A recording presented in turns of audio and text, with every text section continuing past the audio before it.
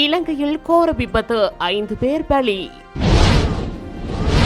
எதிர்க்கட்சிகள் வாக்காளர்களுக்கு போதைப்பொருள் வழங்கியதாக எழுந்த புதிய குற்றச்சாட்டு. மின்கட்டண அதிகரிப்பு தொடர்பில் வெளியான தகவல். உப்பு விலை தொடர்பில் யாழ் மக்களுக்கு வெளியான விசேட அறிவிப்பு.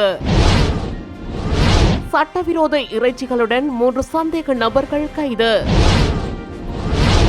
நூற்றுக்கணக்கான சிறை கைதிகளுக்கு வழங்கப்பட்ட பொது மன்னிப்பு. கொழும்பில் இடம்பெற்ற கோர விபத்தில் சிக்கிய இளைஞனுக்கு நேர்ந்த விபரீதம். இந்திய உயர்ஸ்தானிகர் மற்றும் நாமல் இடையே விசேட சந்திப்பு.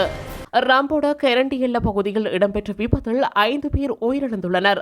இந்த விபத்தில் 35க்கும் மேற்பட்டோர் காயமடைந்துள்ளனர் என போலீசார் குறிப்பிட்டுள்ளனர். இன்று அதிகாலை நுவரேலியா கம்பளை பிரதான வீதியின் கொத்மலை கரண்டியல்ல பகுதியில் பேருந்து ஒன்று பள்ளத்தாக்கில் விழுந்து விபத்துக்குள்ளாகியுள்ளது.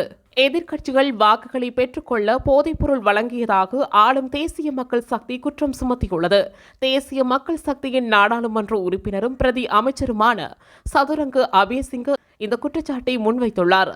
இம்முறையில் உள்ளூராட்சி மன்ற தேர்தலில் மிகவும் வலுவான பிரசாரத்தை எதிர்க்கட்சிகள் முன்னெடுத்ததாக தெரிவித்துள்ளார். பொருட்கள் வேண்டியவர்களுக்கு பொருட்கள் வழங்கப்பட்டதாகவும் மதுபானம் தேவையானோருக்கு மதுபானமும் போதைப்பொருள் தேவையானோருக்கு போதைப்பொருளும் வழங்கப்பட்டதாக அவர் தெரிவித்துள்ளார். ஏனைய தொகுதிகளில் இது எவ்வாறு இடம்பெற்றது என்பது தெரியாது என்ற போதிலும் தாம் பிரதிநிதித்துவம் செய்யும் கோட்டை தொகுதியில் இந்த விடயம் நடைபெற்றது எனவும் அவர் தெரிவித்துள்ளார். எதிர்க்கட்சிகள் பொருட்கள் மதுபானம் போதைப்பொருள் என பலவற்றை வழங்கி செய்த பிரச்சாரத்துக்கு தம்மால் ஈடு கொடுக்க முடியவில்லை என அவர் தெரிவித்துள்ளார். கடந்த ஜனாதிபதி மற்றும் பொது தேர்தலில் இல்லாத அளவிற்கு இந்த உள்ளூராட்சி மன்ற தேர்தலின் போது எதிர்க்கட்சிகள் தீவிர பிரச்சாரத்தை முன்னெடுத்ததாக இணைய ஊடகம் ஒன்றுக்கு அளித்த நேர்காணலில் தெரிவித்துள்ளார். மின்சார கட்டணங்களை உயர்த்துவதற்கான முன்மொழிவை இலங்கை மின்சார சபை அடுத்த வாரம் பொது பயன்பாட்டு ஆணையத்திடம் சமர்ப்பிக்க உள்ளது. சர்வதேச நாணய நிதியத்துடன் கடன் திட்டத்தில் உள்ள இலங்கை மின்சாரத்திற்கான செலவு பிரதிநிதித்துவ விலையை சமர்ப்பிக்கவும் அறிவிக்கப்பட்டுள்ளது. தற்போது தெரிவிக்கப்பட்டுள்ளபடி மின்சார கட்டணத்தை 33% அல்லது அதற்கு மேல் அதிகரிக்க முன்மொழியப்பட்டுள்ளது. அடுத்த கடன் தவணை வெளியிடப்படுவதற்கு முன்பு மின்சார செலவு காண்பிக்கப்படும் என்று சர்வதேச நாணய நிதியம் தெரிவித்துள்ளது. வடக்கு மாகாண கூட்டுறவு அபிவிருத்தி ஆணையாளர் திருலிங்கநாதன் உப்பு விநியோகம் குறித்து அறிக்கையொன்றை வெளியிட்டுள்ளார். அந்த அறிக்கையில் மேலும் கூறப்பட்டுள்ளதாவது: உப்பின் விலை கட்டுப்பாடற்ற ரீதியில் அதிகரித்துள்ளது. இந்நிலையில் அச்சுவேலி பலநோக்கு கூட்டுறவு சங்கமானது மன்னாரில் உப்பை கொள்வனவு செய்து யாழ்ப்பாண மாவட்டத்தில் உள்ள அனைத்து பலநோக்கு கூட்டுறவு சங்கங்களுக்கும் விநியோகித்துள்ளது. 179 ரூபாவுக்கு ஒரு பாக்கெட் உப்பை பொதுமக்கள் கொள்வனவு செய்ய முடியும். பொதுமகன் ஒருவர் ஆகக்கூடியது 3 உப்பு பாக்கெட்டுகளையே கொள்வனவு செய்ய முடியும் எனவும் அறிக்கையில் குறிப்பிடப்பட்டுள்ளது. அனுராதபுரம் நொச்சியாகம பிரதேசத்தில் முள்ளம்பன்றி மற்றும் மானிறைச்சிகளுடன் 3 சந்தேக நபர்கள் வனஜீவராசிகள் பாதுகாப்பு திணைக்கள அதிகாரிகளால் கைது செய்யப்பட்டுள்ளனர்.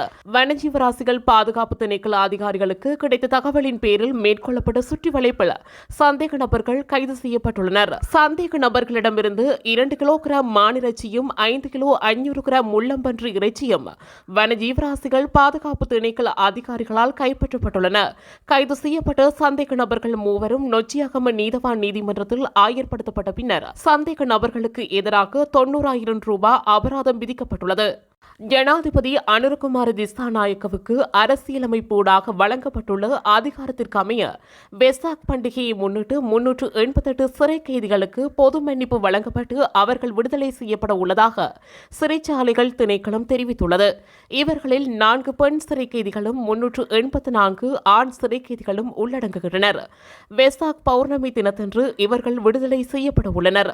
வெலிக்கடை சிறைச்சாலையிலிருந்து 40 கைதிகளும், வாரியப்புல சிறைச்சாலையிலிருந்து 38 கைதிகளும், அனுராதபுரம் சிறைச்சாலையிலிருந்து 36 கைதிகளும், மகர சிறைச்சாலையிலிருந்து 30 கைதிகளும் உள்ளடங்கலாக 388 கைதிகள் விடுதலை செய்யப்பட உள்ளனர்.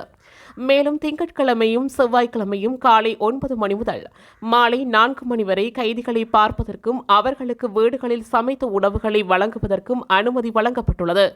எனினும் தடை செய்யப்பட்ட பொருட்கள் எவற்றையும் வழங்க முடியாது. இவை தவிர சிறைச்சாலைகளில் வெசாக் நிகழ்வுகளும் மத வழிபாடுகளும் ஏற்பாடு செய்யப்பட்டுள்ளதாக சிறைச்சாலைகள் திணைக்களம் மேலும் தெரிவித்துள்ளது. கொழும்பு பாணந்துறை வளான பகுதியிலே ஏற்பட்ட வாகன விபத்தொன்றில் 21 வயது இளைஞர் ஒருவர் உயிரிழந்துள்ளார். குறித்த இளைஞன் பாணந்துறை ரயில்வே நிலைய வீதியில் உள்ள SS மோட்டர்ஸ் நிறுவனத்தில் வேலை செய்த இளைஞர் என தெரியவந்துள்ளது. இவர் நேற்றிரவு தனது பணியை முடித்துவிட்டு மோட்டார் சைக்கிளில் தொட்டவத்தை பகுதியில் உள்ள வீட்டுக்கு சென்று கொண்டிருந்த போது ஒரு லொரியின் கீழ் சிக்கி உயிரிழந்துள்ளார்.